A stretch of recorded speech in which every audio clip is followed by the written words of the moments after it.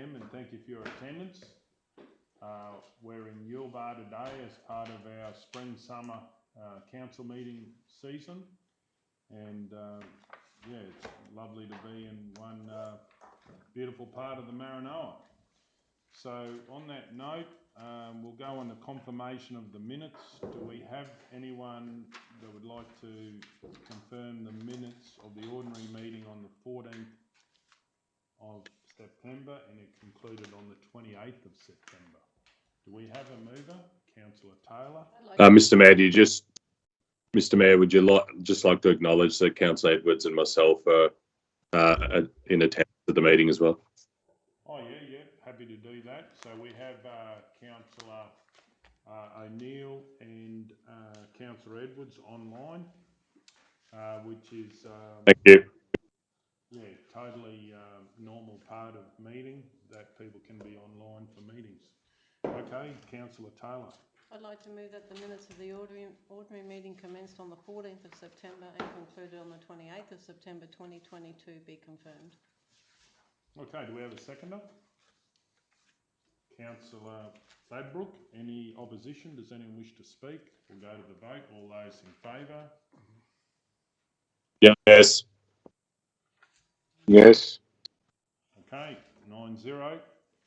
Okay, moving on to confirmation of the minutes of the ordinary meeting of the 28th of September 2022. Do we have a mover? I just have an amendment, not an amendment, but I think there's an error, Mr. Mayor. Righto, please go ahead. On page 61 of the minutes, with the Queensland Music Festival proposal, the vote was recorded right, but the division, so myself, I wasn't in attendance. I'd left the meeting for an appointment, and I believe Councillor Ladbrook was out with a conflict of interest. Okay, so it should actually be... So it's 1, 2, 3, 4, 5, 5, 2. So the recording was right. It was just the councillors in the when it was Not in the room, and Councillor Hampton. So it's the table that's wrong here. Okay, so you're happy to move with that change? I probably won't move because I wasn't there for the full meeting, Mr. Mayor, if that's okay. I just wanted to... Okay, do we have a mover on the minutes of the 28th, the ordinary meeting? Councillor Birkin. I'd like to move that the minutes of the ordinary meeting held on the 28th of September 2022 be confirmed with the changes on page 61, Queensland Music Festival, division remove, Councillor Hancock and Ladbrook updated. Okay. Do we have a second? I'll second it. Yeah, Deputy Mayor. Any opposition? Does anyone wish to speak to it? We're going to go to the vote. All those in favour? Yes. Yes. 9-0. Yes. Okay, moving on. We've got another set of minutes for the special meeting. For the special meeting of the 5th of October 2022. Do we have a mover? Mr. Mayor, that's exactly the same Didn't we one just do moved. that? Yeah. It was doubled up in the actual printout. Yeah. But I only called it for the 28th of September. No, the one I just amended was on the 5th of October. Oh, okay. So we've got double up You called. of the printing. So just wait a second. You took the vote on the 28th. yeah, but the vote. Yeah, but From the 14th to the 28th, and then there was the 28th, and then there was the 5th. so that amendment actually should be in the next one. No, through the chair, the councillor is correct. She's amended on the minutes of the 28th of September. It was the last item, and if you just look at your agenda, Look at page 52. 52 minutes, is it's exactly actually the same page as 62. 62 and 52 are the same. So the special meeting is page 62, and through the chair. I can see what the mayor's saying. If we read the previous, it says that the minutes of the ordinary meeting held on the 28th of September be confirmed. That was actually the 5th of October's meeting that those amendments were in. Yeah, because those amendments should have been in the next line. Correct. So I shouldn't have read that. It should have been in the 5th. So Well, those amendments should be in the 5th of October. Not the 28th. I thought that when you first did it, and I thought it must have been combined. So I'm still unclear about that. So Mr I'm Mayor, just can I looking just at, say, if you look at the minutes and go page 52 yes, to page 61. yeah, Yep. and then you've got identical minutes printed out again, starting on page 62. So if you hold them side by side, they're identical. They're for the special meeting on the 5th of October. Yes, but we actually had 3 meetings. Yes, exactly. We've actually had the 14th of September conclude on the 28th of September, then we've had a 28th of September meeting, and then we've had a 5th of October meeting. These two are both the 5th of October, I'm saying. Yes, correct, yes. correct. Just that amendment's just got to be shifted. So I'm happy for that to be. Where's the 28th of October meeting? Well, but the point is, I called the meeting for move the ordinary meeting of the 28th. Yeah, We had 2 meetings on the 28th, Mr Mayor. Yeah, we did. Yeah. But what I mean is, I actually called that we're doing the minutes. Now, it depends what the mover moved. Can no, we- I moved, but I added that in, but it should be in the page. It should be on the October the 5th. Okay, we'll So just Kelly adjourn shifted. for a second, Yeah, just I to just, look at the video. We'll keep going. We've just clarified, we haven't moved on to another agenda item, or another motion. So we're just clarifying something that has been picked up. Councillor Burkett. I'd like to move that Council acknowledge resolution number OM/10.2022/02 and confirm that the above mentioned correction pertained to the special meeting on the 5th of October 2022 and not the ordinary meeting on the 28th of September 2022. So, I'll second it, Mr yeah, Mayor. okay, seconded by Councillor McMullen. We'll go to the vote on that one. All those in favour? Yes. Yes. Okay, thank you. Okay, moving on to the meeting, the minutes of the special meeting on the 5th of October 2022. Do we have a mover? Councillor McMullen. Mr Mayor, I move that council don't consider the request and No. Oh no, these are the meeting minutes. Oh, sorry. Yeah. Now I'm jumping the gun, sorry. Everyone wants to get home. So it's on the screen, Councillor McMullen. Yeah, I wasn't looking at it. so this is Are page. you I happy? move that the minutes of the special meeting held on the 5th of October 2022 be confirmed, incorporating the following amendment: P61, Queensland Music Festival proposal, remove Councillor Hancock and Ladbroke from the division table as they were not present at this part of the meeting. Okay, do we have a seconder? Councillor Guthrie, any opposition? Does anyone wish to speak? We'll go to the vote. All those in favour? Yes. Yes. 9-0. Okay, if there's nothing else, we'll get on to the agenda. Through the chair, the next item of business is 8.1 on page 72. Thank you.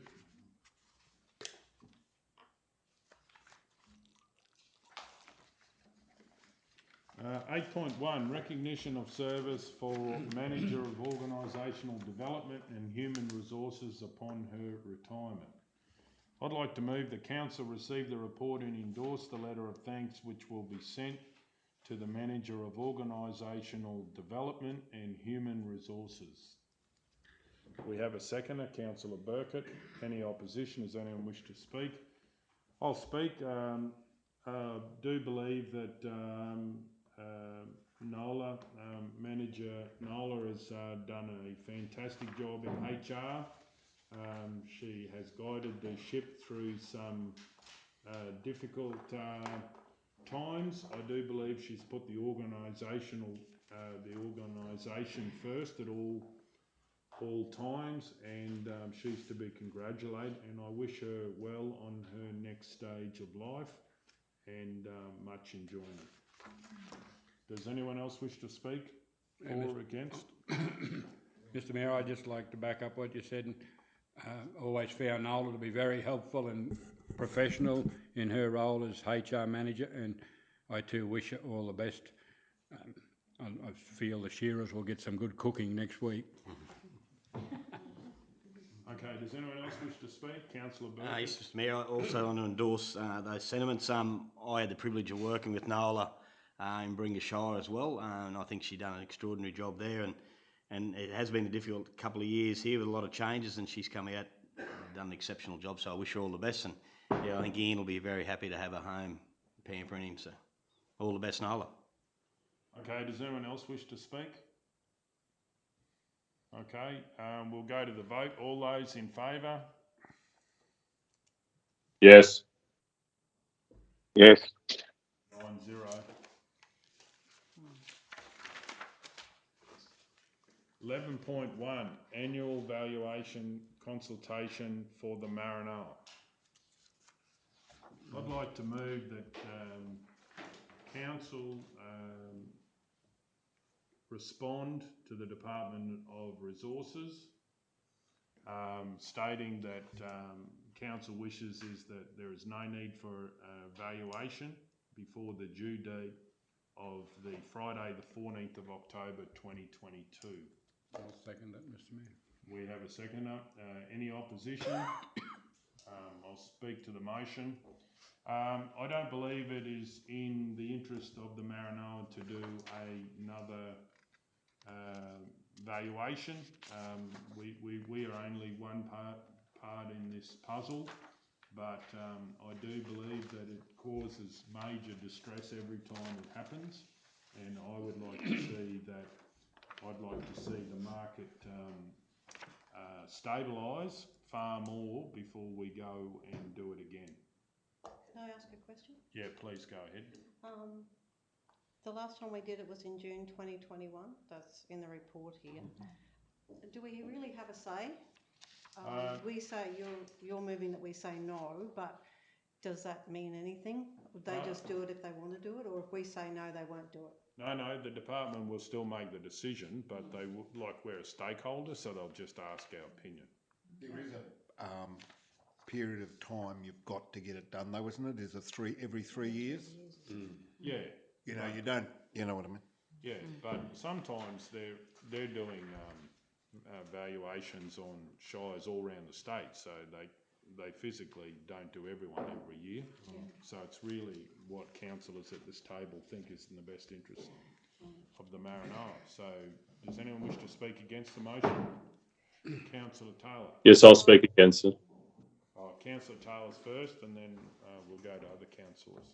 I just believe it should be done at least every 2 years, because otherwise the gap gets too big one way or the other. So I just feel that it's in the best interest of the Maranoa to do it regularly, and I think 2 years is pretty good timing, actually. Okay, does anyone wish to speak for the motion or against the motion? Yes, I'll speak against. Councillor O'Neill. I'm speaking against the motion, not on the basis that I think there needs to be a evaluation undertaken. I think the approach that council, by majority, resolved last time that this was brought to the table to, in fact, not provide a response was the right course of action. I've been involved in council where we've asked them not to undertake evaluation. They did. I've been involved in, council when we have encouraged them to do and they didn't. And at the end of the day, the ultimate decision maker on this will be the valuation department. They'll determine the right course of action. But because they continue to ask council, and this comes to a council decision, the community look to what we do.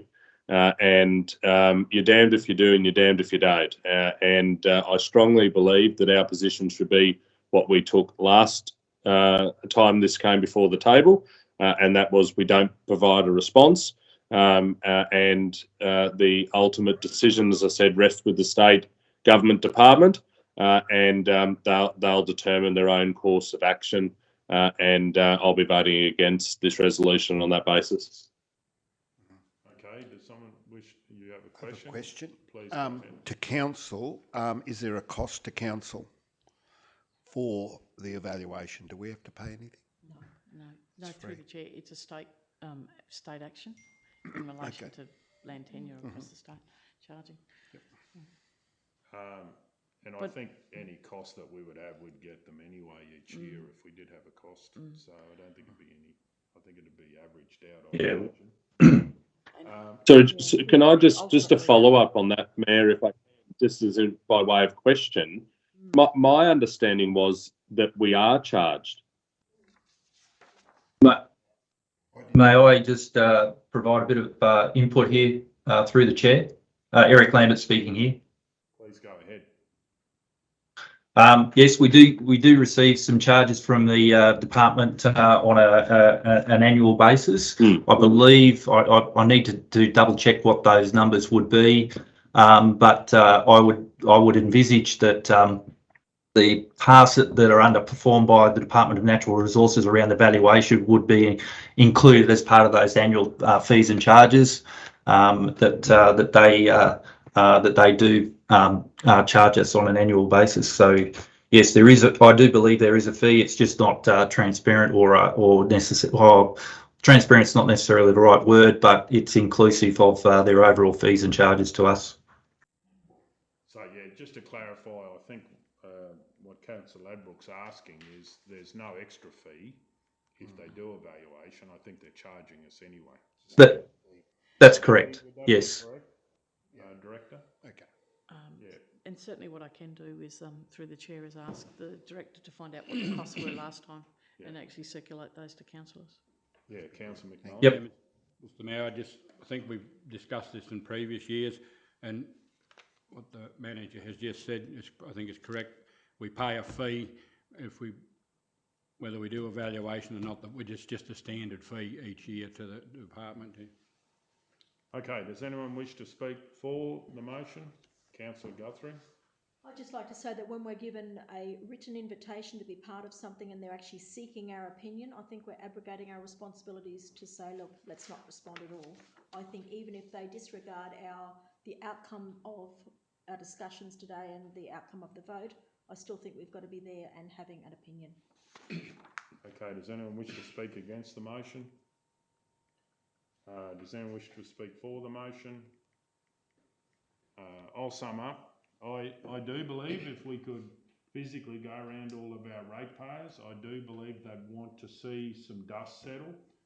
We've had, some pretty major changes. We're probably going into some tougher economic times in the future, which some of the extra buoyancy that has been put into the Australian economy may be tempering somewhat. So I do believe the prudent decision would be to give our thoughts and just hold off for another year at least. Okay, so on that note, we'll go to the vote. All those in favour? Yes. All those against? Against. 6-3 if I can call for a division. Okay, moving on. 13.1, Australia Day, increasing nominations. Do we have a mover? Mr Mayor, can I just ask a question? Please go ahead. I note in the officer's recommendation, the suggestion is to carry over any nominations that are unsuccessful in the initial year for an extra 2 years. Can I just maybe ask the question as to why we actually changed it last year, that it would carry over for 1 year? Can I ask LDO Di, I think, because you've been actively involved in this.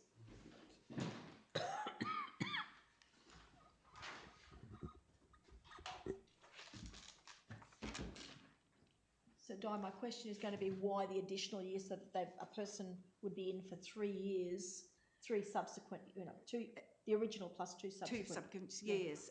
The suggestion for having it for 2 years as opposed to 3 was really that if someone was unsuccessful, it would allow the person who nominated them to fairly easily, re-nominate again. So it's all about trying to make it as easy as possible and increase the number of nominations. So I know there was discussion about how many years do you carry it over, and obviously the LDO in whichever area would ask them if there's any additional information that they want to add, obviously, particularly if it goes for 2.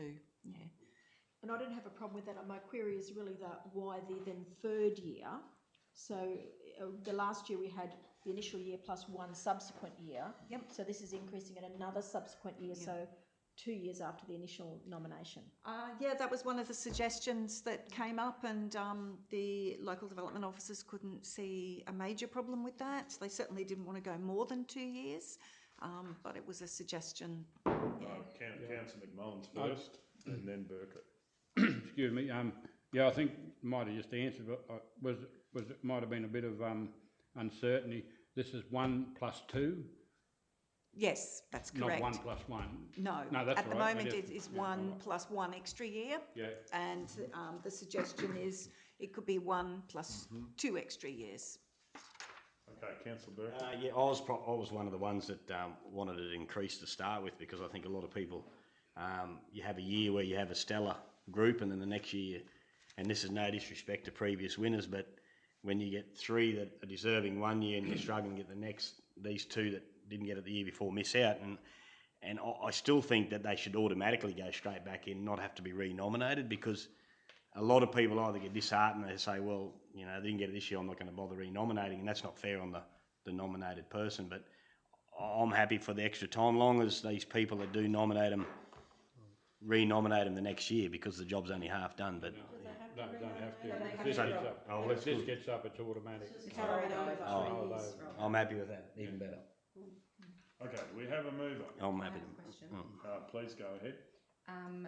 Just with the, on page 81, just wondering, when we say about the people's choice, when we say that the name of the person making the nomination would not be collected to reduce the amount of administration staff time required to meet, if we're not collecting the person's name, are we making it so that one person can only nominate once? And no, we wouldn't be able to do that if we're not collecting their name, because we'd have no way of checking how many times someone rings up and nominates. So, therefore, one person could nominate someone 200 times. And through the chair, I think at the briefing you did discuss the potential, what were the risks associated with that, and I think the general discussion was around, well, let's see what happens, and if that does present to be a problem, then obviously, you know, it's worthwhile modifying that. But we won't know if we don't collect the data, the names. I just don't, and I'm wondering what it is, just collecting a name, so that at least we have the data behind it. We might not do anything with that data for this time, but at least we'll have the data behind it. If you don't collect a person's name when they ring up, and they're going to say their name anyway, or fill out a form, well, there is no data to see if one person's nominating for 200 times or 200 people are nominating one time. We won't be able to know that. Council. I just think I do understand that, but I think anyway can be manipulated. Like, I could ring up and talk to a different operator and say a different name each time. I think you'd like to think the people are going to be honest and treat it. Yep. But I do get what you're saying. But if people are going to do that, you know, they're doing it for the wrong reasons, I think. But yeah, you'd like to think there'd be a bit of honesty. Mr. Mayor, can I move this lay on the table to the next meeting? Because there's a couple of other that we'll be here for a while. Because there's a few other things I'm picking up on that. Well, I've got, that's my second question. Yeah. Is about the process under. Because the winner of each People's Choice word has been nominated the greatest number of times. So if Tom Jones gets 10 times and Amanda Smith 6, Tom's the winner. Well, we did actually ask at the time that whether, you know, IT and so forth can work out whether, you know, we could have a rule on it. I've moved a procedural motion though. We'll go to the vote then. All those in favour? Yes. Lay it on the table. Can I just ask a question on that? I know you've moved. Can I just ask a question regarding that? Are we laying it on the table for another briefing, or are we laying it on the table to come back to a meeting? Because we're just laying it on the table to come back to a meeting. Why can't we just discuss it now? Like, what are we actually laying it on the table for, is my question. Well, I can't lay it on the table to a briefing. I've got to take it out of this meeting. Maybe lay it on the table for a future meeting to allow time for a briefing. Can I ask, are we on a time frame to get this done? Well, the Australia Day nominations, normally the written nominations will close at the end of November, 25th of November. I guess you know, there needs to be time to get certificates and frames and things sorted, but it depends on If it's to go to council, the winners of each people's choice, it will need to go to the council meeting in December, which I believe is the 14th of December. If the winner of the people's choice is not to be ratified by council and is to be purely a counted vote, then it wouldn't need to go to the council meeting and therefore could carry over, and people could continue nominations through to probably mid-January. Okay, thank you for that information. So all those in favour of laying it on table to a briefing, was that what the next meeting to allow time for a briefing? Yeah. Just on that, that just would have to work out a briefing. I don't think we've got one. There may not be one before then. Mr Mayor, can I just follow on from what LDO Dye is saying? If we are going with the... We have a procedural We motion. should be voting on so- the motion, Yeah, whether so- it's in or out. Yeah, that's right. So we'll go to the vote. All those to lay it on the table till a briefing or the next... A future meeting to allow time for a briefing, yes? Yeah. Future meeting, or what, yeah. Right. Okay, so all those in favour? Yes. All those against? Against. 6-3. 6-3 if I can call for a division. The only concern I've got is the time to Yeah, get I don't realise, but... Okay. 13.2, Maranoa. Sorry, who was against the room? I was against Yep. laying it on the table. Yep, through the chair, Councillor Hancock, the Mayor and Councillor Edwards. Division call. Thank you. 13.2, Maranoa Biosecurity Plan. Do we have a mover? I have do you want to move it before I ask the question? Will you please ask your question? I just wondered, it's just in the executive summary there, it says, this draft will go to public consultation. I just wonder why. Why does it, is this the Maranoa Biosecurity Plan, why does it go out to the public? Look, through the chair, council is required to have a biosecurity plan as part of our statutory compliance. Yeah. So part of the framework that sits around that is that public consultation piece. That's part of the process. Yes, Okay. and when we are assessed on the effectiveness of that biosecurity plan, certainly community engagement and consultation is part of that endorsement by DAF. Okay, thank you. Mr Mayor, can I ask a question? I would like to think that councillors or interested councillors could be part of this.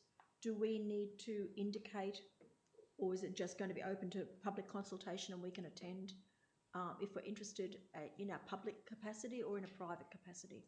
So through the chair, councillor, that's a good point. The fact is there will be a committee framework that supports the consultation, and if council so chooses, they could nominate councillors to sit on that committee if they wished. So this one is actually just to get it moving, isn't it? It's certainly an information report to let you know that this item has been outstanding for council for some time, and we have managed to pick this project up and progress it again, and we're working closely with all the stakeholders with the intention of delivering a plan for council's endorsement in December, and part of that framework is a statutory consultation to make sure that it's an effective plan, and there will be a virtual committee that is set up to support that process. At this point, there is a range of governmental stakeholders that sit on that, within that committee framework, but we certainly could open that more broadly to have a role for nominated councillors should council wish to do so. Okay, so Councillor Taylor, did you want to move this? Yeah, I can move it. I'd like to move that council receive and note the report. We have a second, Councillor Guthrie. Any opposition? Does anyone wish to speak to it? We'll go. Please go ahead. I'm just happy to say that this particular document is very needed and needs to be up to date, particularly in the light of increasing information with regard to feral pests and feral plants. So I think that this is a very, very positive and a very timely thing to be endorsing. Okay, anyone else wish to speak? Yeah, Mr Mayor, I'd just like to thank the staff for bringing this to council. This has been requested several times over the last few years, and it's great to see it come to fruition. Just from an audit committee point of view too, I think this has some connections in some of what we're doing here as far as things that have not been possibly been up to date. So I'm looking forward to this getting completed for the benefit of council and all of the landowners and all the people who are affected by pests and so forth. Okay. Can I just ask a question, please? Please go ahead. Excuse me. What's the difference between a plan and a policy? Can verify that, please, through the chair. Thank you. Yes, through the chair, councillor, it's a good question. The plan is specifically it's worked up to be a strategic document, but it's an action plan which clearly articulates a roadmap for council, arrange a certain amount of activities in relation to biosecurity, especially pests and invasive species. Okay, thanks to you, but there's no policy on this. No, through the chair, you actually have a legislative framework that we're actually working through, and so the biosecurity plan supports that legislative framework. Okay, thank you. Does the mover wish to sum up? No, thank you. We'll go to the vote. All those in favour? Yes. Yes. Okay, 9-0. 13.3, establishment of a micro panel. I'd like to move that Council approve the establishment of a micro panel to facilitate the engagement of service providers for ad hoc, infrequent, unplanned, low value, $5,000 minor works. Note the micro panel will add to the suite of procurement options Council can use to assist with service delivery.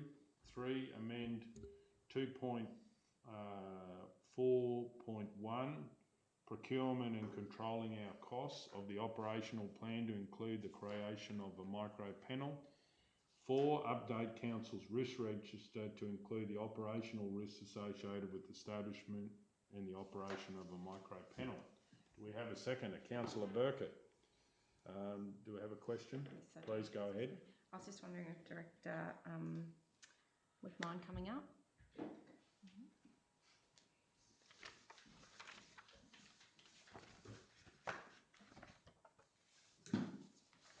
So I was actually a little bit worried about the risks of this, but the report has been really, really good. So congratulations, Director Dan. I just want to ask you: do you think we have mitigated all the risks associated with this plan? Thank you, Councillor. And the credit lies with all the fellow directors as well. So it has been a body of work. In its simplicity, it's reasonably straightforward, but there is certainly has taken a lot of time. And part of that is to deal with those risks that we were concerned about. The risk matrix you see in the back there is that perhaps the formatting isn't as helpful for you, but you'll see the original risk assessment and then what we've done to mitigate and then bring down those risks. I think in a long-winded way to get to your answer, right, is that part of the strategy here is to start quite small and simplistic, and that so when you look at those case studies, so on the basis of what everyone might have had a view about what the micro panel looks like, the purpose of doing the case study is to show you our interpretation of what it could do in its simplistic format. And so we're starting reasonably small, and on that basis I'm confident that we've covered all those risks. If there is certainly potential or opportunities for other, if you like, scenarios about what we've articulated in there, and then as we would look at each of those, we need to address each of those ones on its individual risk. But as I said, I think the body of work that we've done in prepping the report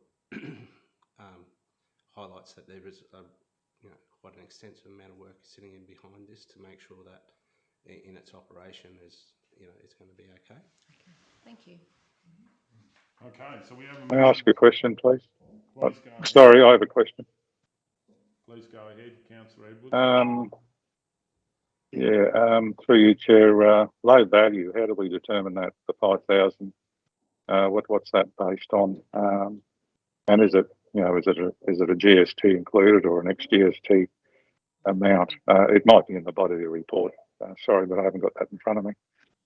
So, yeah, that's my question. I'm happy to. Yeah, please go ahead. Thank you, Councillor. In fact, if through procurement, this types of works you can go up to about, it's 16,000 something inclusive of GST. So the notional amount of the 5,000 is for a better word, a council policy that we'll adopt around keeping it at that $5,000 limit. And certainly when we've gone and spoken to a range of prospective micro panellists, one about the registration form, so we've tried to keep it really simple, 2-page. They're comfortable with how that looks.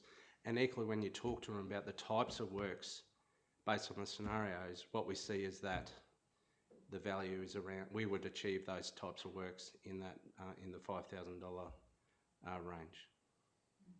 And it's to try and around the body of this is, to try and put a context about this is not a $50,000 job. This is a $5,000 job that needs some work done, arguably quite urgently, or to help maintain the operation of the road.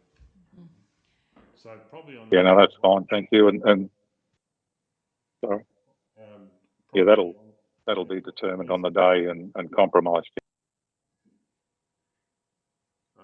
Probably on that point one, I might just add in there up to $5,000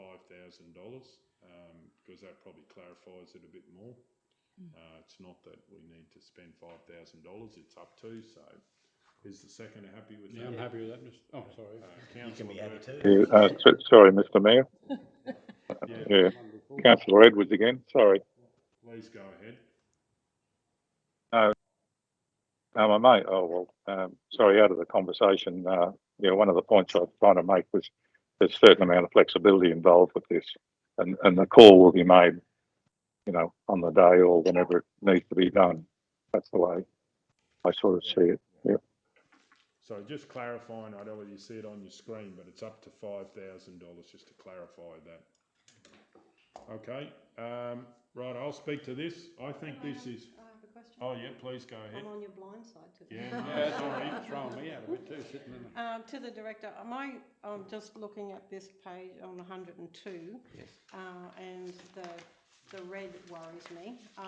When you say you've talked to some that might be interested on the micro panel, what do they think about the insurances that they have to have? So just a couple of things, Councillor Taylor, as I alluded to earlier, the risk matrix on 102 is the initial without any mitigation, and then as you work through the document in the risk matrix, you get to where we've brought it down to below to an acceptable risk. So we don't have any reds. That was the intent. It would probably be fair to say that in our initial conversations around insurance, some already have it, some are okay, and some may not choose to want to hold additional insurance, and therefore they may not wish to nominate. So it's a mixed. Optional. It's variable around that, but the fundamental is that the position is that they'll need to hold some form of public liability insurance. So you basically see this as we've had a rain event and the road, Maranoa Council can't get to the road, so therefore, the cocky at the other end of the road, he has whatever he needs and he does. Is that how you read that this is what's going to happen with this micro panel? My concern is the contractors that we already have. Yes. Like, are they going to miss out on those, because they only want to do little works anyway? And they've gone through all the processes and ticked all the boxes that we've asked them as a council, and now we're going to pull that over to here and we're going to set up something that's only a 1-pager or a 2-pager, and my concern is the contractors that we already have. So a couple of points. One is that those contractors could equally be part of the micro panel, and I certainly don't see that they would be. This would be exclusive of broader, bigger contracts. But they don't have to tender for any of this, do they? No, No. it's a registration process of which they could equally be register, but it's in its most practical sense. The best case study for when the mayor first spoke to me about micropanel, and I then went out. So I'm still thinking, what's this micro? You go out to the Rosslyn Road, and I think most of you have been there. You know how far that is. The road was really good condition. There's a small section of 50 metres that's been washed out from those rain events earlier in the year. You have a group of geographically based landholders who have machinery, ability and a need for that road to be rectified soon. The challenge for council is us to freight all the machinery that we would need to get out to that site, and that may take several weeks before we could do that. The fact that these people are geographically based, like within 10 kilometres of that job, makes where the efficiency gains that you would get from it being viable for them to undertake the work for a cost that it would be far less than council were, or even for us to try and get a contractor based, you know, at a different location to come in and do that job. Thank you. Okay, councillor. Yeah, like, I understand what Councillor Taylor was raising. I'll just go back about a month or so. In the Mitchell-Bringa area, there was an issue with the road, emergency, and council were lucky there was a council contractor working in the vicinity, so that contractor ducked across on the weekend or whatever it was and did that minor job, whereas had he not have been in that area, they would had to ship a grader or something from, I don't know where, but to do the job. It just been in luck that they weren't far away from that problem. Okay, Councillor Hancock. So my question is, how do you, so we're going to set up a micro panel. So do you put that invitation out to all the landowners and all the contractors? Like, how do you actually get those people on micro panel, and then say something happens, you know, right down Dunkeld Way or Begonia Way, and you actually don't have anyone on the panel, but you've got farmers. Like, are you going to put out to the farmers what equipment is out there as well, just to try and get that list? Because what happens is something will happen. You might know that somebody out there has a grader or a truck or can help in some capacity, but they're actually not on the micro panel. Could you just explain to me what your thoughts are around that process when the event occurs? Yeah. So there's a couple of things. One is in relation to the initial registration of that, and so to some extent our thoughts were around we know the local landholders who potentially have machinery and some interest, and we would proactively go and talk to them and gauge that interest and the registration process. And then as we move forward, the opening up or the invitation, if you like, of that process for more people to register. But particularly in relation to the registration form, is that the intent for that is that we would be able to almost do that. You can do it in advance and have them registered, and we talk about what's their machinery and their registration type and their proximity to where they would be and able to operate. But then equally, if there was some emergent event and we didn't have someone registered, there is an ability, or the intent about the way in which the form is set up and the process that we do with the local directors and the overseers would be, you would potentially be able to register people almost at the time and have them registered onto the system and be able to undertake the works relatively quickly. Yeah. And no, I'll pause at that. That's okay. Yeah. Thank you. Okay, so I'll speak to the motion. I believe that this is a very needed part of council. We have landowners that see their road networks going backwards each year. We need different ways, and I think this is just the starting point where we can look for more value for money out of how we can work with local landowners. A lot of these landowners are actually living on the same roads. But as it said, it's not exclusive to them. It also can be people that are on the smallest panel that may wish to do this work. But the idea is that I don't think council really wants to be paying for travel big distances, which is a waste that doesn't go into the road. So this is common sense. I think it's part of operating locally. And the more we get onto this, and this happens in our 5 areas, we can start that slow march back to providing productivity gains in the way we spend council's money, and let our own crews work on high-level order roads rather than what's happened in the past is they're pulled off those jobs to do relatively minor works. And it's just about making the money stretch further. And we've, as councillors, got a responsibility to make sure that happens every day as far as our strategic responsibilities. Does anyone wish to speak against the motion or for the motion? Councillor Burkett. Mr Mayor. I'll speak. First, I'd just like to thank yourself and the directors. We've been talking about this at length for a long time, and I'm fully supportive and just so glad it's coming to fruition. As it's been stated previously, it is a common sense thing, and if you got someone, Joe Blow down the road that can fix it, that makes a lot of common sense there economically as well. It's already been happening, and at least this way it's legitimising it. We've had incidents on Jerry's Crossing north of Mitchell where people have had to drive, they're loaded down to clear the crossing there so they can get their trucks in and out. So at least this is making it fair income. The people I've spoken to are fully supportive, and I think narrowing down the paperwork is a big plus to that. The concerns they did have was with insurance. They weren't going to pay out the big lot of insurance if they weren't going to get any value for that, and I think these things will make that worthwhile. It doesn't make sense to float a grader down from 120 kilometres down the road when there's one down there. Most of these guys, like Councillor Hancock was talking about contractors, most of these guys are landowners, especially in that Rosslyn area down that way. There's a lot of people down there with the machinery and the know-how that probably love being on their machines and out fencing for sure. So I'm fully supportive of this, and I'm just so glad it's happening. Okay, Councillor Edwards.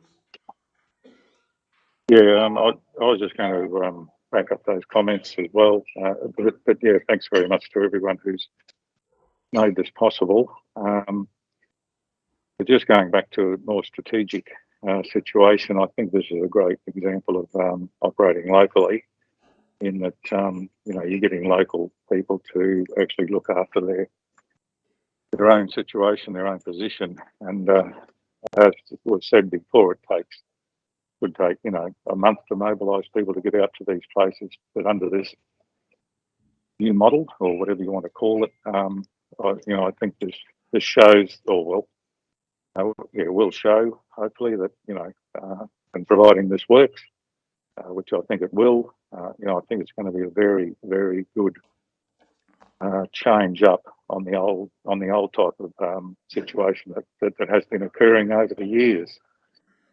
So I look forward to the implementation of it. Does anyone else wish to speak for or against the motion? Councillor Hancock. Thanks, Mr Mayor. Yeah, I'm actually speaking for the motion. I actually had a lot of concerns regarding the establishment of this micro panel and how it was going to be rolled out. I actually just want to really thank all the directors, and I'm assuming some of the overseas as well. I just want to thank you for putting so much work into this report, because now I am comfortable that based on the case studies that have been supplied in this document, I have a better understanding of how and when this micro panel will be used across the Shire, and that it won't be that it's an expectation from council for the landowners to go and fix the road that council should be fixing. It's actually about these emergency situations where you're actually using local landholders to assist council, and they will be actually getting paid for that. So I have changed my mind, and I'm actually now comfortable with the process, and that is due thanks to the directors and the amount of time and work that they've put in to actually cover off all the risk assessment that is associated with these tasks. So congratulations. Does anyone wish to speak for or against the motion? Yes, I do. Yeah, please go ahead. I'm going to speak in favour of this also, and not to steal any of Councillor Hancock's thunder. I concur with everything she just said. The reservation that I had was centred around the risk and the risk of the landowners undertaking this work, but I think I'm more comfortable. I don't think I am more comfortable given the detail that's been provided in this report and the mitigation that the staff have looked at in terms of the risks, and on that basis, I will be voting in favour of this today as well. Okay, does anyone else wish to speak? I'll sum up. Just to clarify, I do believe that this will be used to do things that council will not be able to get to. Point one, for ad hoc, infrequent, unplanned works, we have people talking to me that's saying we haven't seen a grader for years, and I do believe that the staff will be able to, if a road is in very bad condition, be able to ask someone to grade it. So I think in ad hoc, infrequent, unplanned, there is a lot of work that needs to be doing. I believe that the ratepayers of the Maranoa are out on their own at the moment in a lot of our remote areas. Their roads are in terrible condition, and we need to be more creative, more innovative in how we deal with it. So this is another tool with many tools that the operational staff have at their disposal.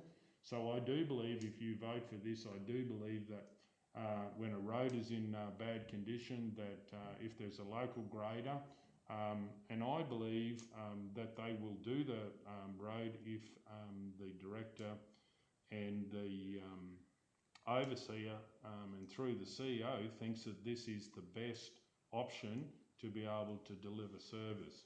And it will be my belief that you will actually, council will get more value for money, because the people that want to fix the road have their cars falling to bits on the roads, and council has not been anywhere doing the roads, is the feedback that I've got. So certainly if you vote for this, expect that if there's problems in our network, and if it's under that amount of money, I believe our directors and our overseers will be looking for the best value for money, and I can't wait for this to happen, because also even things like perhaps putting signs up on, once people have been trained to be able to do that, that's very important, because whilst you're waiting for council to come and do it, we sometimes cannot get there, and that can be for literally days or weeks. So I think the more that we can do actually helps reduce the risk that road users have, rather than thinking that council staff have to do everything. And this is the way that council used to work in the past, and the more that we can work together is a better way for the community, which are our landowners, also to work with council and council staff. On that note, we'll go to the vote. All those in favour? Yes. Yes. 9-0. Okay, moving on. Okay. It's now page 108. 108. Thank you. 14.1, tender 23006, sale of vacant land, 22 Tyrconne Street, Mungallala, lot 2 on M5449. Councillor Burkett. I'd like to move that Council 1 note that no tenders were received of this land during the tender period. 2, list lot 2 on M5449 for sale with the local real estate agents, with all real estate agents in the Maranoa region being given the opportunity to list the property for sale.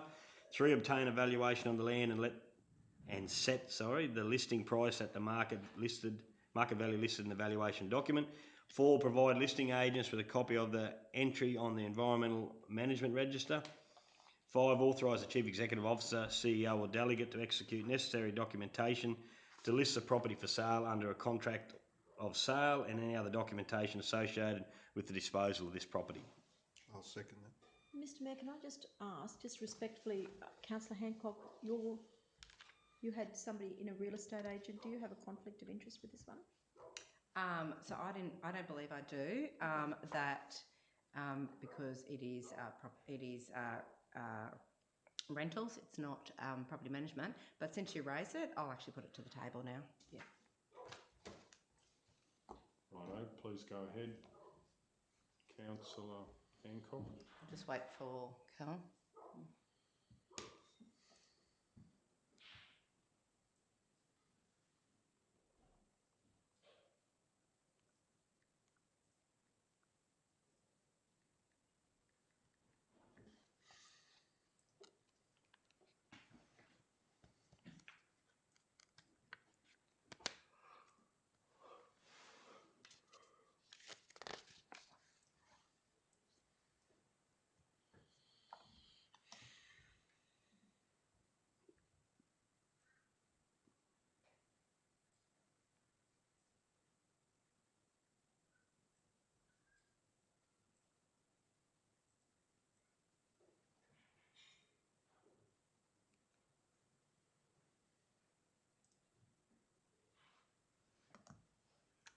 Okay, so I'm declaring a conflict on item 14.1, description tender 23006, sale of vacant land, 22 Tyrconne Street?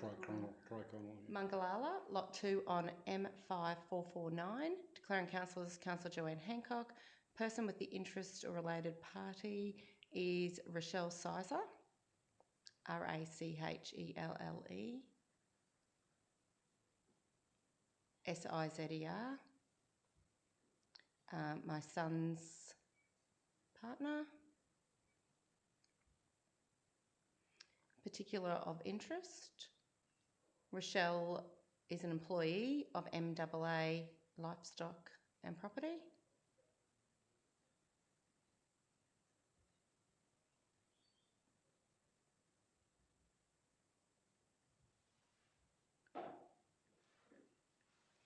Type of conflict is declarable conflict of interest. And the action is, although I have a declarable conflict of interest, I do not believe a reasonable person could have a perception of bias, as Rochelle works in the rental property aspect of the business.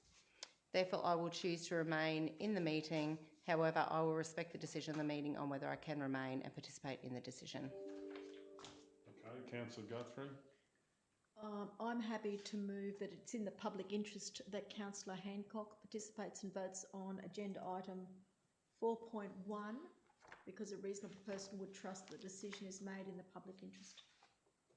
Okay, do we have a seconder? Councillor McMullen, any opposition? Does anyone wish to speak? We'll go to the vote. All those in favour? Yes. Yes. 8-0. Okay, the mover has moved that and a seconder. I'm just wondering whether the mover and seconder would be happy to include in there that there is notification in there of the state of the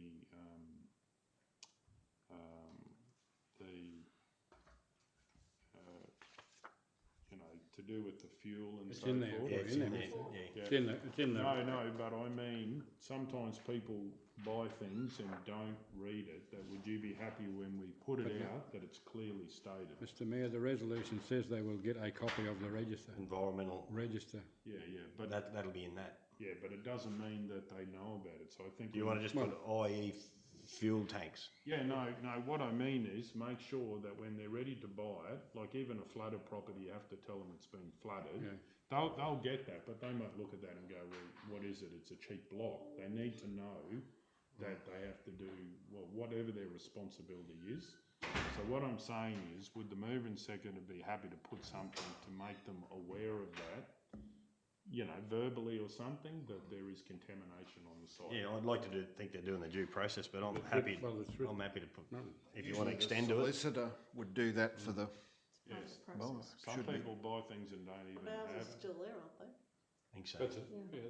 But I understand what you're saying. There was a case the other day that a house was sold and they got stuck with these bills from the previous, so the solicitor dropped the ball there. So Well, they mightn't even have had one. So this is a cheap block, perhaps, that will go up. All I'm saying is... Yeah, I'm happy if you want to, whatever wording you want to put around that, because it... Well, basically, would be part of it is to make them aware of their responsibilities to do with the environmental management register, or just something. So would you just add on to point 4 where it says enter environmental management register and their responsibilities? Yep. And their responsibilities regarding this, or and the. Through Mr. Mayor, this resolution's not going to get to the purchasers. No, but our staff might say... Nothing to do with our staff, Mr. Mayor. They won't have anything to do with it. The agents are going to sell it. No, but we are still the owner of the land, so our staff will be the one that the agent talks to. Like, they've got to do a contract with someone. And the agent, the agent will do it. CEO, who is the owner of the land? Look, through the chair, just to make sure that I understand what you're asking me, is you want to make sure that prospective purchasers are fully aware of their obligations, don't you? Yeah, because this will probably be a very cheap block of land. Right. But it has, and we've had one where someone had sewerage that was very deep on their block. They didn't know what it would be. There's all of these ones where they thought they were buying something cheap. We need for people to be with their eyes open, not closed. Could I suggest and their responsibilities if purchased instead of regarding this? Yep. And prospective purchaser. Just so they responsibility. know what they're up for, so they don't okay, say that'll work. later, well, we didn't know. Anyway, that's only suggestions. Yeah, no, I'm happy with that. Yeah, I'm happy with that. So is the mover and the seconder happy with... Yep, I'm happy with that. Or prospective purchasers. It's not purchasers. Purchasers. Mm-hmm. And is it just and the responsibilities of prospective purchasers? Because that you're clearly wanting to say is that it's might be buyer beware.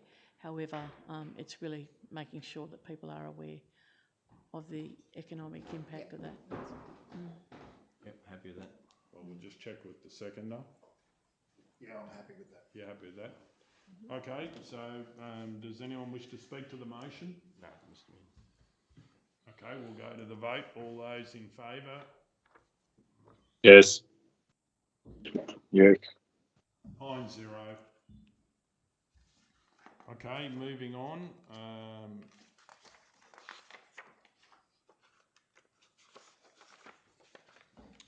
14.2, tender 23007, sale of vacant land Muckadilla, lot 18 on M3831. Councillor McMullen. Mr. Mayor.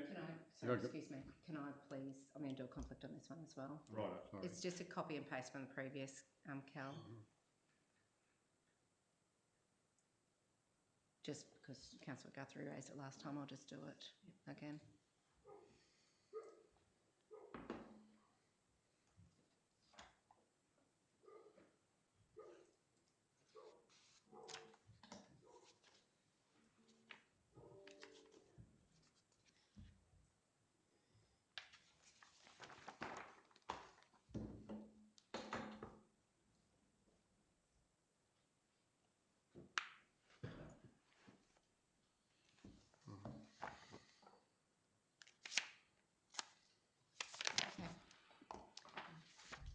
Just declaring conflict on item 4.2, description tender 23007, sale of vacant land, Muckadilla, lot 18 on M3831. Declaring councillor as Councillor Joanne Hancock.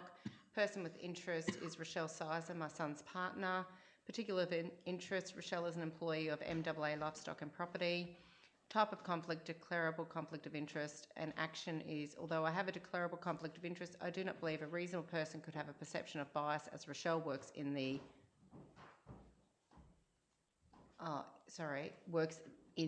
rental aspect of the business. That was rental in the last one too, Cal, when we watched the video back.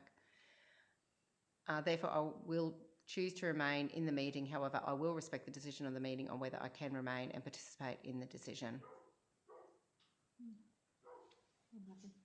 Okay. Second it again, Mr Mayor, to make it easy for Kel. All right, do you want to read it out, Councillor Guthrie? I'd like to move that it's in the public interest that Councillor Hancock participates and votes on agenda item 14.2 because a reasonable person would trust that the decision is made in the public interest. I'll second it, Mr Mayor. Okay, so all those in favour?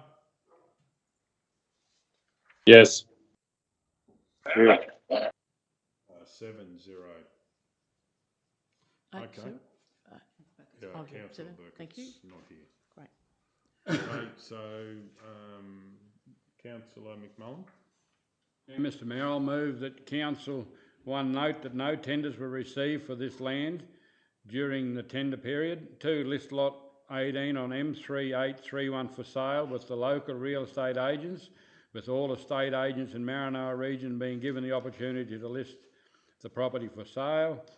3, obtain a valuation on the land and set the list price at the market value listed in the valuation document. 4, authorise the Chief Executive Officer, CEO or delegate to execute necessary documentation to list the property for sale, enter into a contract of sale and any other documentation associated with the disposal of this property. Do we have a seconder? Councillor Ladbrook, any opposition? Does anyone wish to speak to it? We're going to go to the vote. All those in favour? Yes. Yes. 9-0.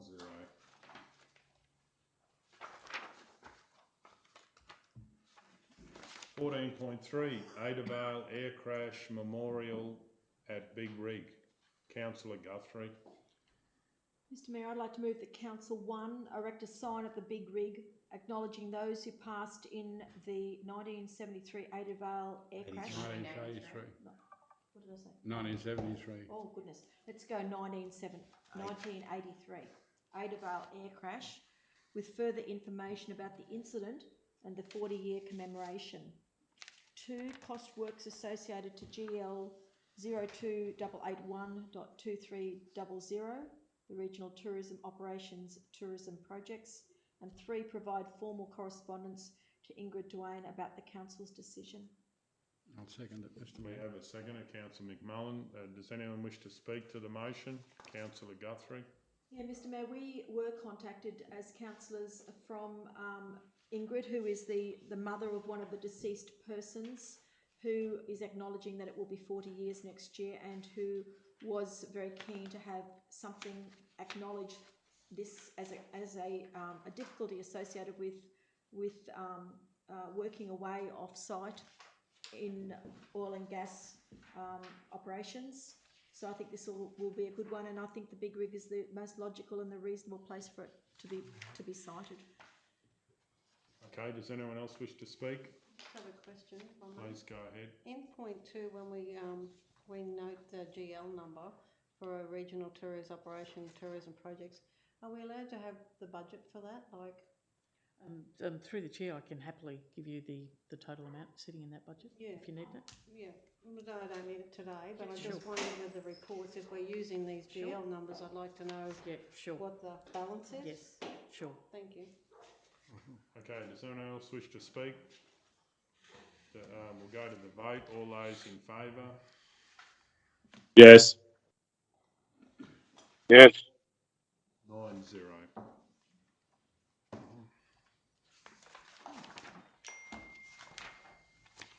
Uh, 14.4, request for development application refund, file reference 2022/20648.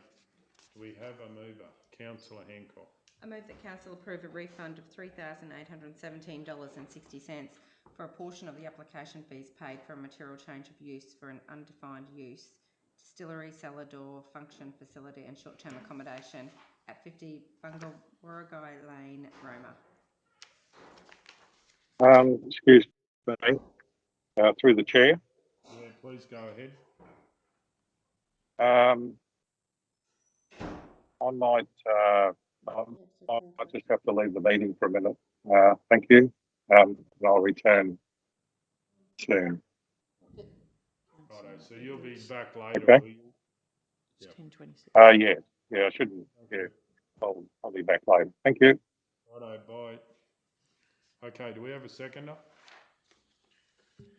Councillor Taylor, any opposition? Does anyone wish to speak to it? Then we're going to go to the vote. All those in favour? Yes. 8-0. Yep.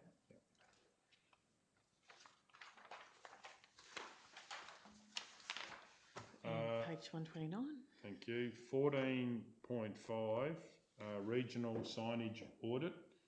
I'd like to move that we split the items up and deal with all of the non-for-profit groups on council land dealt with. We'll split that up separately to the rest of council signage.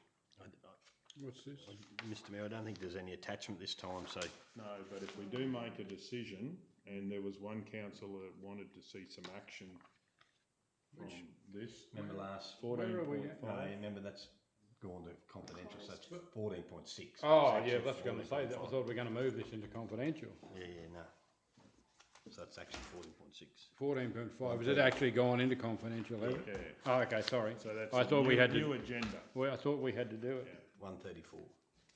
So anyway, I'll move that we deal with the items separately. 14.5. So would we do A or B or something, Kel? So you're looking, through you, Mr Mayor, you're looking to separate the non-for-profit groups. So all non-for-profit and signage separate to the rest.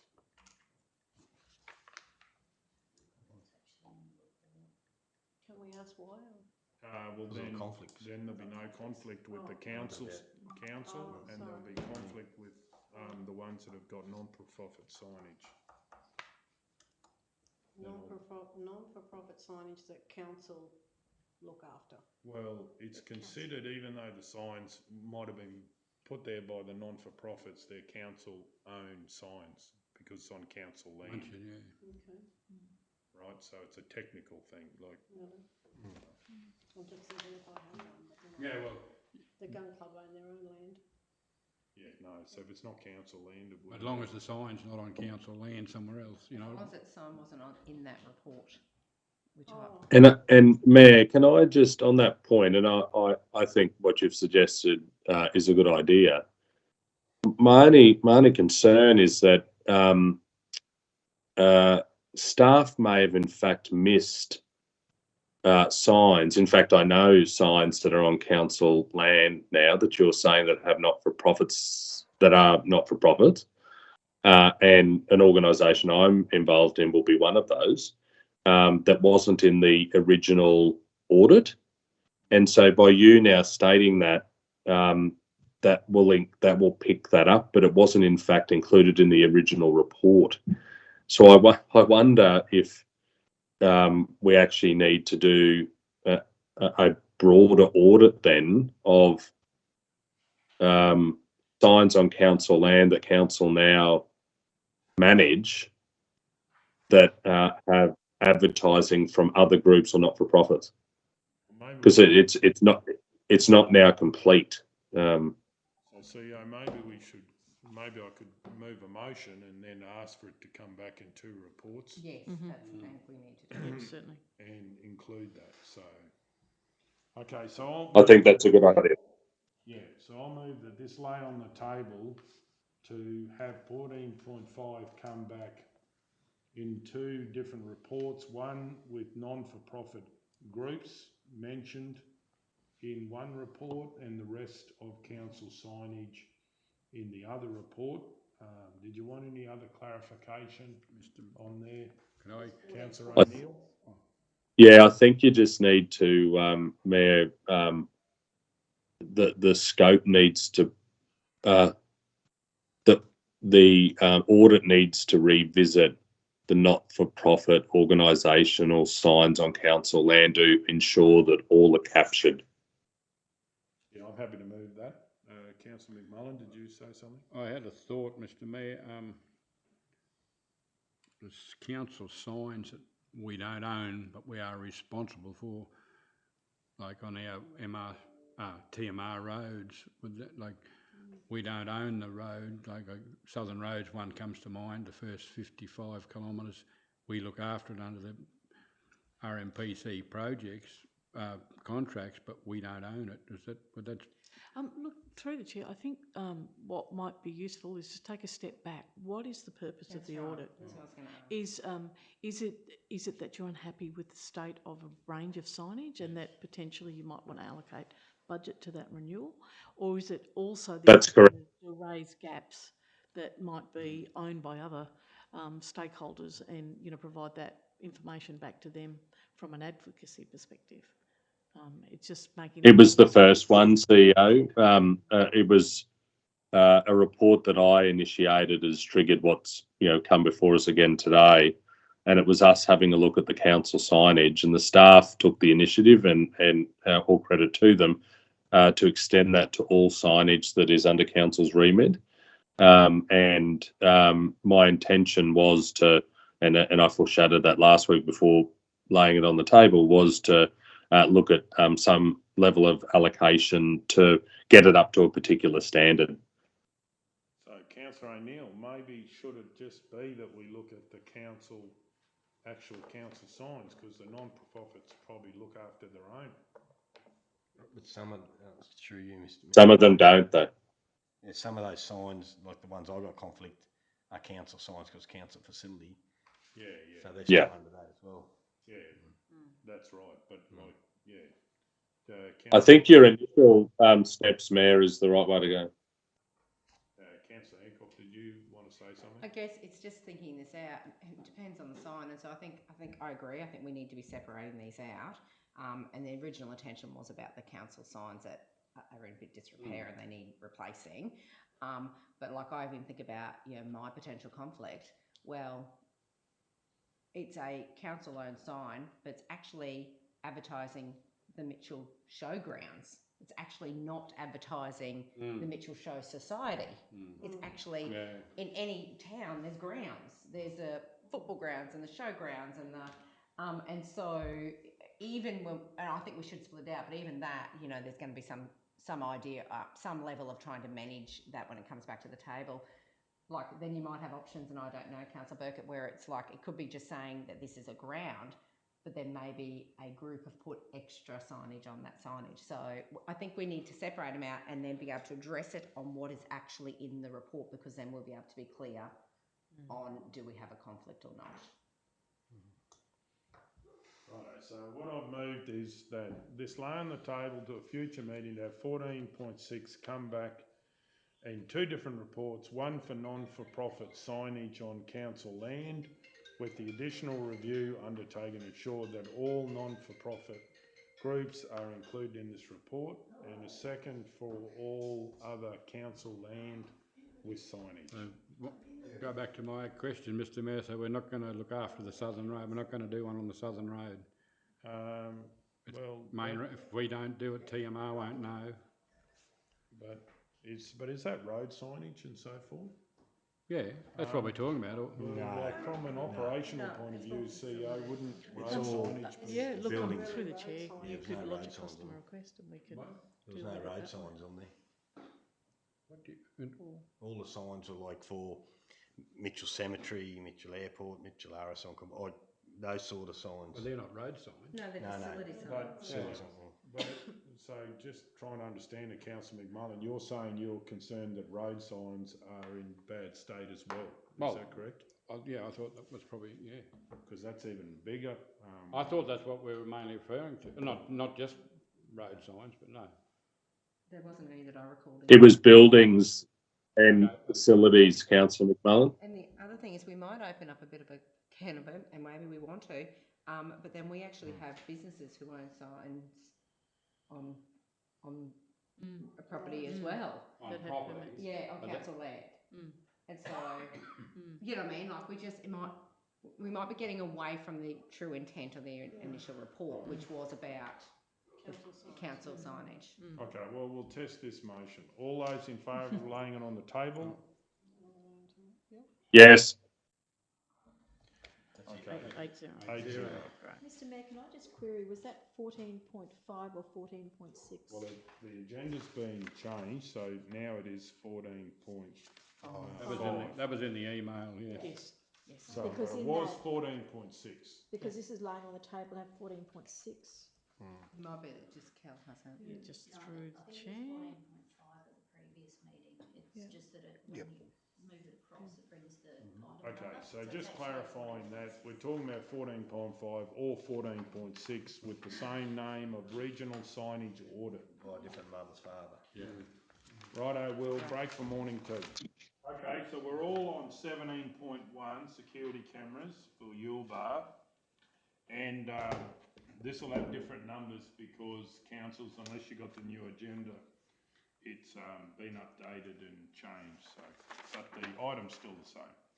So I'd like to move that a report be prepared for an upcoming council meeting with options for CCTV for Yuleba. We have a second, Councillor Ladbrook. Mr Mayor, have we done others for other, would this be a generic thing across the Shire or? Well, I think we've got a letter from Yuleba Development that's come up at their meetings. So I think, but I expect that we will have this from other areas where they can see the need for it. So it's not exclusive just to one or the other. I just have a question, Mr Mayor. Please go ahead. You know, with the light, where do they want them? The cameras, where have they? Over near the skate park, Okay. Yeah. on the intersection of Stevens and Perry Streets. And this gives the director to have a look at it with the other areas of council as far as IT and all of that. So does a CCTV, then, does that go back to Roma or is it just in a local office? Look through the chair. If we want it back to base, it would go back to a relevant base, most likely Roma. But I can certainly confirm that for you. If that's the Just case, curious, really. Ruben's still here, I think. and Come back in the report. yeah, and certainly at your last council meeting, you did approve a arrange purchasing mobile CCTV options, and you might want to explore those mobile options first to make sure they work. And Yeah, just with that, I think it would be a backward step if it's not going back to base somewhere because cameras get stolen and trashed and all Come of forward, that. please, Ruben. You might get asked a question. You will get asked a No question. might about it, there is a question. yes. Councillor Taylor, did you want to ask that again? It was only, I was just asking if we did put CCTV in Yuleba, where would it, go back to? Would it go back to base it back to Roma, or would it be just here in this office, or? So, excuse me, Chair. Excuse me. Yeah, Councillor Edwards here. I'll have to leave the meeting. Okay. Righto. Yeah, so if it's where we had a look at it, so as long as it's in line sight of this building here, we'd actually get it to record straight back to here to the local recording unit that's in this building. So if something did happen, we'd have all that imagery captured. As with the previous report, we talked about the portable solutions. Either that could be used, or if it is a permanent fixing beam that's going to be covering the park area as such, then it wouldn't be a big thing, probably because it's already powered down near the toilet block. It'd just be us putting up a post with around probably $6,500 to actually do a fixed camera installation. That's excluding the cost of the post and power connected to it. But it wouldn't be a big thing to put one there to cover the skate park, the toilet block, and the main CBD here area. So That's good. Thank you, Ruben. Okay. Thanks, Ruben. So I'll speak to this. It's very good if we're responsive from communications from the local development group. I do think this is the future with really sometimes the amount of theft that I'm hearing about, not particularly to the Maranoa, but in general, and we just want to make it a crime-free zone, but it also is a way of actually protecting the community. And I believe that any security cameras that we put in would have a very strong emphasis on only ever looking at it, police and so forth if there is something that they're investigating.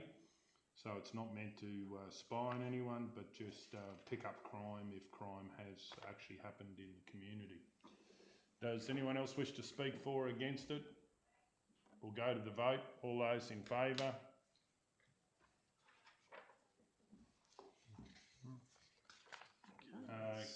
Councillor O'Neill, are you in favour of that? Sorry, I didn't unmute. Yes, I am. Right, okay, and I think just double checking, Councillor Edwards had to leave the meeting, I understand. Okay, so it's 8-0. Okay, item 17.2, Productivity, Innovation and Worksafe Awards. I'd like to move that a report be prepared for an upcoming council meeting outlining how this initiative could be implemented. And I'll just add in that, including contractors, private enterprise contractors as well as council staff that work for council. Okay, do we have a seconder for this report? Councillor Ladbrook. Any opposition? Does anyone wish to speak to it? I'll speak to it. I think this is really crucial is we need to, for the ratepayers and residents of the Maranoa, we need to change how we operate. I believe we need to give more power to the staff that are on the ground, and I believe right from this table down to operational management need to set the scene to be able to listen to people at the coalface. They generally spend the majority of council budget, and they see how we can do things better, how we do it inefficiently, but also small changes that could make a major difference over a period of time. And being able to work with the directors to be able to nominate those overseers, to be able to nominate true innovation. I don't believe that it's at all negative. I have heard in the past that sometimes when awards are done wrong, it's the people that seem to be able to work the system.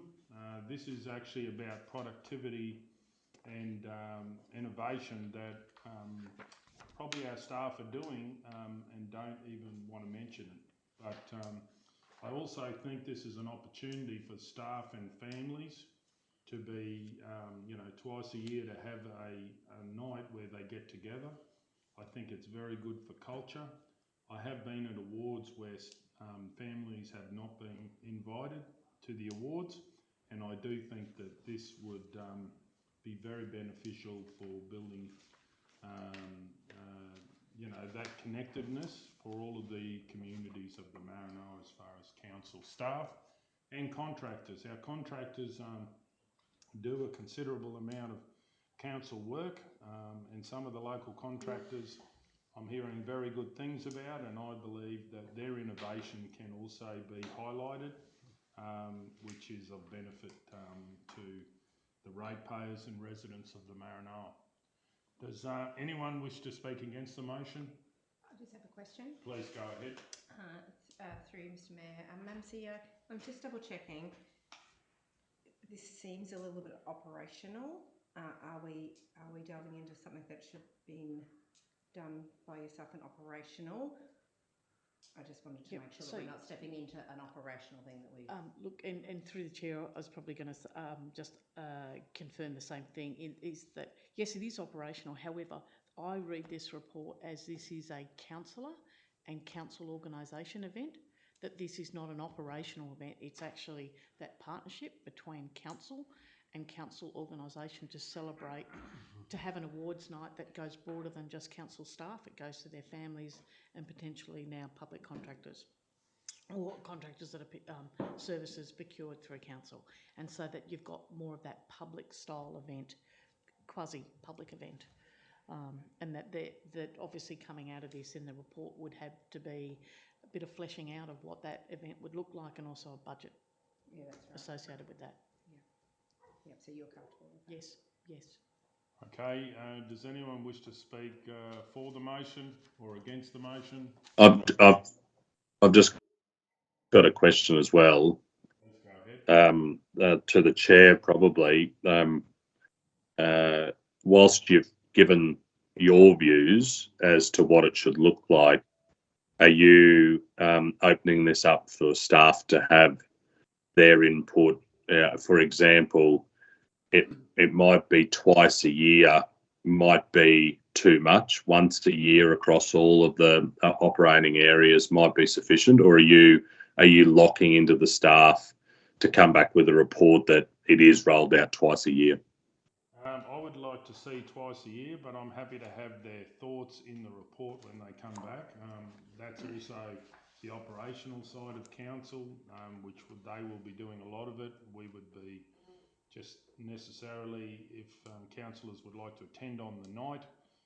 So I do believe with investment in operating locally, this is really crucial, and I do think that twice a year is very reasonable with the amount of innovation that the organisation needs to go under.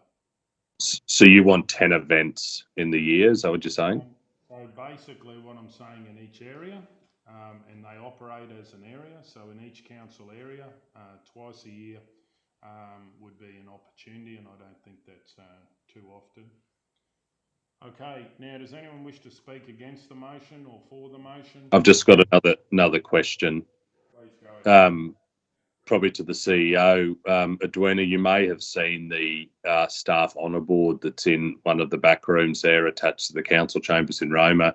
That hasn't been updated in too long. Is that something too that could be included in looking at this whole, supporting staff, awarding staff for good outcomes? Could that be looked at as well? Yes, certainly, through the Chair, Councillor, a public recognition process could easily incorporate that. It's about 2013 since that honour board was updated. I was only looking at that the other day. And the only thing I would say is it's incredibly heavy honour board. So, but I agree is if we're going to have council awards, that yes, we've got an opportunity to make that quite public, and updating some kind of honour board would be a really good idea. Councillor Mr Mayor, just through you, can I ask which honour board we're referring to, Councillor O'Neill? I sort of wasn't... It's a timber one. It's a frame. Oh, right. Yes. It's in the community room. It's in the community room at council at the moment. I think I know. I recall seeing it now. Yeah. Okay. Does anyone else wish to speak? We'll go to the vote. Sorry, just quickly, I guess a bit of background for councillors about what that, if it's going to be included in here, and that, what that actually, why that was started, and then, that on board, just that little bit of background would help as well. And because I guess why it was started and it hasn't been continued, so. Okay, so no one else wishes to speak. I don't think anyone's spoken, so we'll go to the vote. All those in favour? Yes. All those against? 7-1 if I can call for a division. Mr Mayor, who was against? Councillor Taylor. Righto, moving on to late. Open. Yes.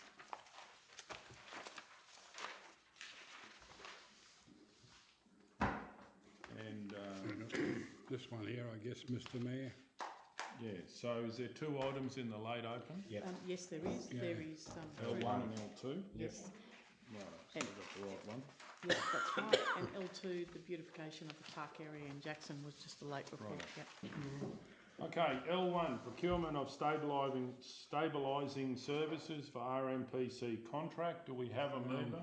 Councillor McMullen. Mr Mayor, I'll move that Council 1 approve the engagement of RoadTech to complete stabilising services for Roma's RMPC contract, where the procurement mechanism is section 235F of the Local Government Regulation 2012. 2, authorise the Chief Executive Officer or Delegate to enter into final negotiations with RoadTech, noting a schedule of rates engagement of $500,000 exclusive of GST, and execute the engagement contract if the final terms are acceptable. 3, authorise a nominated superintendent for council the delegation to order variations of up to $50,000, exclusive of GST, to deliver the scope of works, noting that the nature of the road pavement failures and the cost effectiveness of rectifying further similar defects while already mobilised. Okay, do we have a second to Councillor Guthrie? Any opposition? Does anyone wish to speak? We'll go to the vote. All those in favour? Yes. 8-0. Okay, L2, beautification of park area Jackson. Councillor Taylor. I'd like to move that a report be brought back to council about how council can make the park a more inviting space. Do we have a seconder? I'm happy to second that. Just a question. Councillor Hancock was first. Just a question. Please go ahead, Councillor Burkett. This is similar to my question with the cameras. Can we make this a generic one too, like across the board as well? Because I agree with but just it might be a good way to cover all the smaller towns. Look at the other amendment if you want. You can propose an amendment, but I mean. You can, if you want to make an amendment, or if we you're can happy, just put it in. Sorry. So report. The only thing is this is a specific garden. It's not like entrance sign. I'm not against it, Councillor Burke. I'm just trying to fit it in. It's not an entrance sign, so it's not really generic. It was just like a Pacific garden. Are you, just so I understand what you're thinking, are you thinking all gardens right across the region? It'd be good to have a look at, there's probably a lot of gardens getting neglected or assuming other people are. You mean, don't you? Yeah, I just like, for argument's sake, the Amby residents are, as part of the Amby Progress, are doing their own little garden right at the entrance to town. That they've taken that upon themselves, but there's probably others that are similar. Injune do too, don't they? Yeah, but they take the it's the school kids that are looking after, but there's no water attached, which is why in times of drought it starts to look a little bit sad. I'm like I said, I'm all for it, just to look a bit broadly, broader. Well, happy to do that, but this one was that, like, the garden beds are there. It's just that there's no one's put anything in it. And, so they haven't put a CR in on it. These guys. No. We've put a council report because there would be a budget attached to it. Yeah, but and then that's where the bus is, and the park is, and there's just no flowers, and that that everything's there except someone putting in some flowers. So, Councillor Taylor, would you be happy to keep it as you've got, but actually have a second point and that it be looked at in all the areas? Yeah, that'd be fine. Of the Maranoa. Councillor, I've just asked Steve over there, like with the flowers and all that, you're going to put them in, is there enough staff or whatever to look after that sort of stuff? If we put them in and they're not looked after, they probably look worse than having nothing then. So if council did that, is there enough people around to look after it? So through the chair, we've already started the process. We've started in Yuleba, been the closest town, so there is a lack of colour within the townships. And so we're addressing that with some plantings going in existing garden beds around the cenotaph, very similar to what I did in Roma when we were there with the Anzac Day plantings and everything to give a bit of colour. We've re-engaged one of our trainees to take on the works of getting the community garden back and running, so he's treated all the garden beds. That's here. And we'll slowly extend ourselves out to Jackson and to Wallumbilla to address all these garden issues, to bring a bit of brightness back into the towns. So under the directorship, that's a focus that we're looking at throughout the region at the moment. So, and it will take some time. At the moment we've had quite a bit of rain and everything, which is great for planting at the moment, but we'll go into drought, so we've got to buy drought tolerant plants to go into some of these areas, because Jackson's a prime example where there is a lack of water and everything to get to some of the gardens. But that's what I was going to ask. Is there enough? But the gardens are existing. It's good now, but is there enough water access for no good putting them in? And then as soon as we get a dry time, is there enough water to those parks? They go up there to mow, so sure they can put. And there's a tap right there. There's a tap right there. They've only just got a water and. And we do have the capacity through the chair to carry sprayers on our on our trucks to provide water to the garden. So even the entranceway, the Jackson sign coming into town, you know, a nice garden bed around the base of that, and we could water it while we're out there. Might finish the garden bed. Yeah, they might next time. Just the only thing with that is if it is dry times, they're not going to be going up regularly to mow, so you still need someone to address it. But I'm sure if you've got the tap there and the hose there or whatever, I'm sure the community's going to... Yeah, that's what I mean, just as long as someone... I would assume that there'd be a staff member going to Jackson at least once a week. Yeah, well, that's... Every day. Every day. That's what we need to know, I guess he'll come back and... we can't assume that, that's all. Righto, so, and just if the mover and second are happy with that, additional parks in smaller townships, maybe might just clarify that if that's what Councillor Burkett was talking about. Happy and if the with mover and the second are happy with that? That'll be fine. Who was the seconder? Councillor Hancock, are you happy with that? I'll just write it down. Yes. Right. Okay, so does the mover wish to speak to the motion? No, I think we've spoken. They're just like, I mean, everything's there. It's not a big project, and as the director said, you know, they are getting to that anyway. So that's good. Yeah, happy with that. Okay, does anyone else wish to speak to the motion? Councillor Hancock. Yeah, thank you, Mr. Mayor. I'd like to speak to the motion. We had a great meeting with the residents from Jackson. When we went out there to meet with them, and we sat around that lovely little building, which they're so very proud of.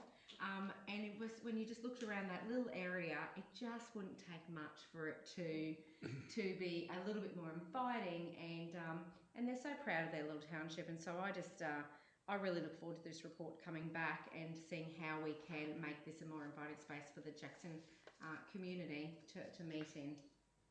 Okay, does anyone else wish to speak? I'll speak. I certainly support this, and we've actually heard from the Director for Bendemeer operating area how it's on as part of operating locally, and the local director, it's on the agenda, and I've been hearing some very positive things on how the local director has been solving problems that have been there for years. So I believe, as far as the beautification of the towns and the feedback that the councillors have got, that this is an opportunity that I think will be certainly being dealt with probably in the next 12 months anyway, but it's very good to bring it to the council table and ask for a report. So I certainly support this motion. Does anyone else wish to speak? Yes, I'll speak. Please go ahead, Councillor O'Neill.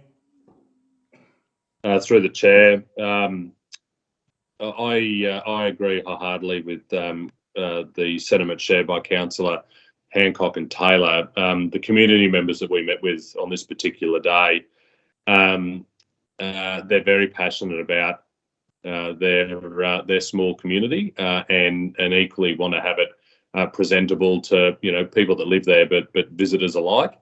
And the infrastructure's there in terms of water to the park, infrastructure's there in terms of the raised garden beds. They just want hardy plans that are, easy on the eye, and that are presentable at events that occur at this particular park. And they asked us to raise this at the council table because they saw it as something council should, put the importance into, just as they've raised it with us. So that's why it's here. These meetings that we've been having where these little things come up are really important for them to be raised at a council table, and for the other councillors to hear of the issues that may not be the biggest in terms of running a multi-million-dollar organisation, but are vitally important to the small communities. And I look forward to seeing the report as well. Okay, does anyone else wish to speak? Does the mover wish to sum up? No, thank you. We'll go to the vote. All those in favour? Yes. 8-0. Okay. Do we have anyone to move into closed? You can do it. No, you're younger than me. Mr. Mayor, I'll move that in accordance with the provisions of section 254J3 of the Local Government Regulation 2012, that council resolved to close the meeting to the public to discuss confidential items that its councillors considered it is necessary to close the meeting. In accordance with section 254J5 of the Local Government Regulation 2012, the following table provides the matters to be discussed and an overview of what is to be discussed while the meeting is closed. 1. C1, request to consider name suggestion. C2, 2022-23 small scale minor works contract, element 5 and 6. C3, Roma Quarry draft flexible pricing policy. C4, Headache Hill Quarry. C5, Roma Waste Management Facility Weighbridge operations. C6, new capital projects upgraded to water mains to Roma Airport. C7, Mitchell Swimming Pool Management Agreement renewal application expiry and options. LC1, plant replacement program grader fleet. Okay, do we have a seconder? Councillor Ladbrook. Any opposition? Does anyone wish to speak? Just before we do that, has anyone got any conflicts in closed? Mr. Have we gone into closed? No, not yet, but I'm just double checking. Probably what, lunch, 1 o'clock? 1 o'clock, yeah. There's barrel, I got ring barrel. 1 o'clock. No, 1 o'clock, yeah. Do you want me to give you a ring barrel? No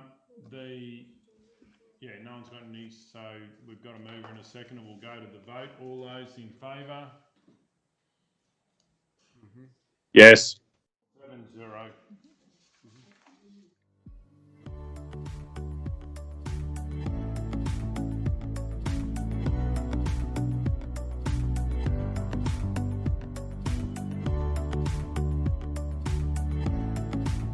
Okay, we're back into open, starting on C1. C1, request to consider name suggestion.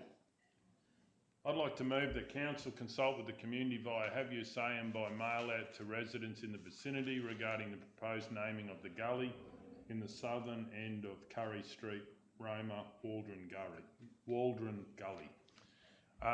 Councillor Ladbrook, any opposition? Does anyone wish to speak to it? We're going to go to the vote. All those in favour? Yes. Yes. 9-0. C2, 2022-23 small scale minor works contract, element 5 and 6 RMPC. Do we have a mover? Councillor Burkett. I'd like to move the council authorise the Chief Executive Officer or delegate to sign the tender documents for the small scale minor works contract, element 5 and 6 road maintenance performance contract, 2022-23, and to execute the contract if this tender is successful. We have a seconder. Councillor Taylor, any opposition? Does anyone wish to speak? We're going to go to the vote. All those in favour? Yes. Yes. 9-0. C3, Roma Quarry draft flexible pricing policy. Do we have a mover? Councillor Ladbrook. I'd like to move that council adopt the flexible pricing policy for Roma Quarry. Do we have a seconder? Councillor Burkett. Any opposition? Does anyone wish to speak? We'll go to the vote. All those in favour? Yes. Yes. 9-0.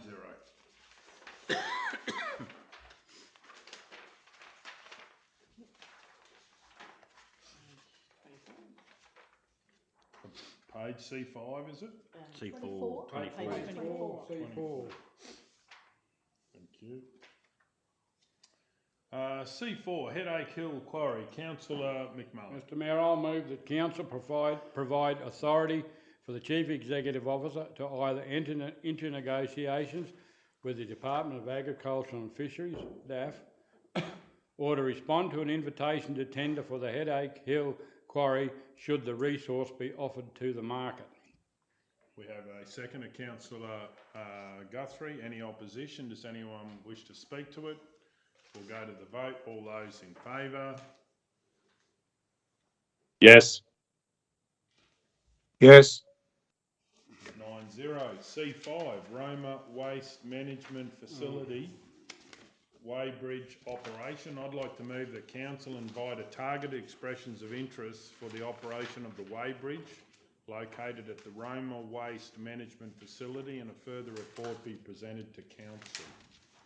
We have a second at Councillor Ladbrook. Any opposition? Does anyone wish to speak to it?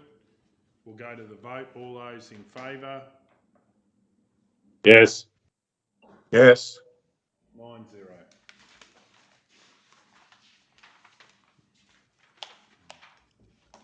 Page 40. Thank you. C6, new capital project, upgrade of water mains to the Roma Airport. Councillor Edwards. Yeah, I won't be making a declaration. I'd prefer just to make a statement on this, if that's all right. Please go ahead. Thanks, Chair. Yeah, I'm making a statement and not declaring a conflict. I think the matter was raised, or prior to this. I just wanted to say as a statement that under the conflict of interest provisions, there basically I'm not a prescribed person as such. It's not a prescribed conflict because I'm not on the executive and I'm not currently a paid up member. So just in regard to this is basically just to do with upgrading the water to the Roma Airport, of which there are many users. So I'm just looking at this from the point of view of there being a matter and an interest which are different to previous times. And I think in the previous occasions it was more to do with directly to do with the Roma Aero Club, but in this occasion it's more to do with upgrading water mains to the total airport. Okay. So I believe. So I thought I'd just mention that as a statement. I'm not declaring a conflict. Righto. Okay, Councillor McMullen. Yeah. Just want to check with Kel, because I want to make sure they haven't changed it. I can't remember. Just through the chair, just need to scroll. Oh, You're right, Kel. Yeah, I'm just waiting for Kel. Yes, she's yeah. So I can just make sure that. We were just waiting for a GL number. Yeah, that's incorporated. It's just she's just completing. Okay, I'll move that Council 1 approve the new capital project upgrade of water mains to the Roma Airport in the 2022-23 budget. 2, fund the project, estimated cost $260,000 from infrastructure charges reserves GL 19550.9566. We have a second of Councillor Hancock. Any opposition? Does anyone wish to speak? I'll speak to this. I do think that we've had a hodgepodge approach out at the airport. I do think this is going to improve water to the whole precinct. I think we do it once, do it properly, and I would hope that actually with operating locally in our different areas that we'd be able to reduce the price. So I would like to see that we might be able to find more efficient ways of delivering the scope, but I'll certainly be supporting getting this done. Okay, does anyone else wish to speak? Then we'll go to the vote. All those in favour? Yes. Yes. 9-0.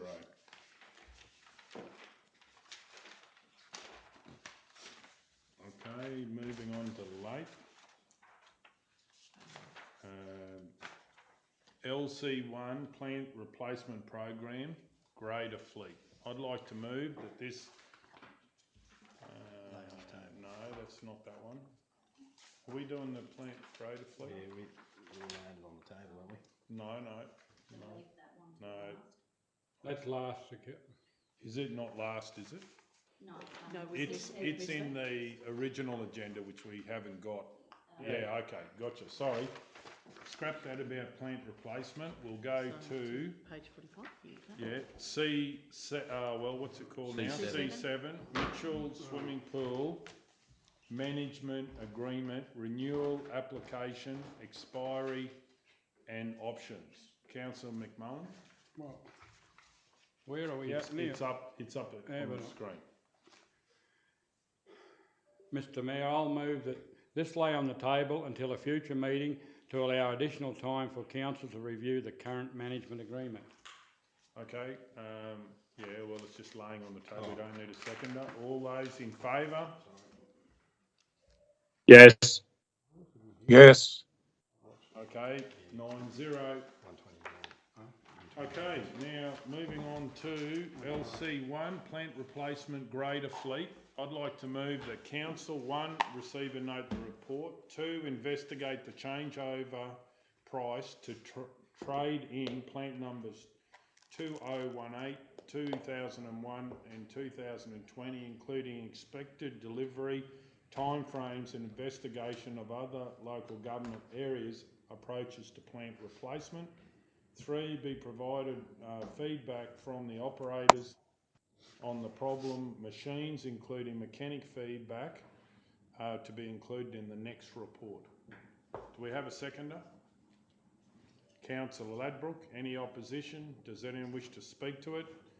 I do believe that there is, we can double our efficiency in this organisation in 5 years if we start doing things that private enterprise would do, and I do believe we can support our staff by giving them better gear, but first we've got to actually listen to the feedback from the coalface, but we also need to change what we do.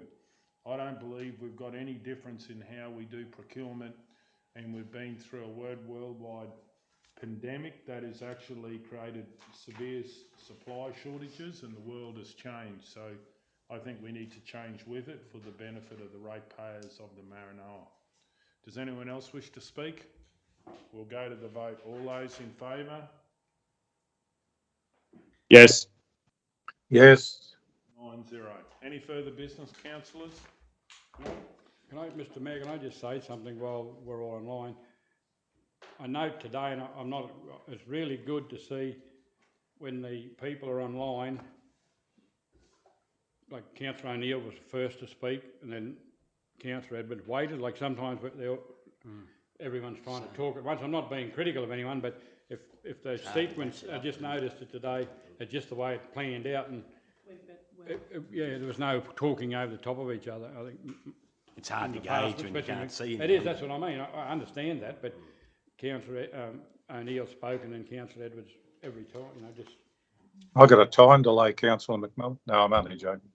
It was just something that happened, but I don't think it was planned. But it's just sort of. No. Chair, you've got a new camera in the Roma chambers. 2 rooms. And so you'll have 2 chambers, so that might be easier for people online to see what's happening. Air conditioner plays up with it a bit apparently. Yeah, we're just fixing that. Okay, so on that no further business.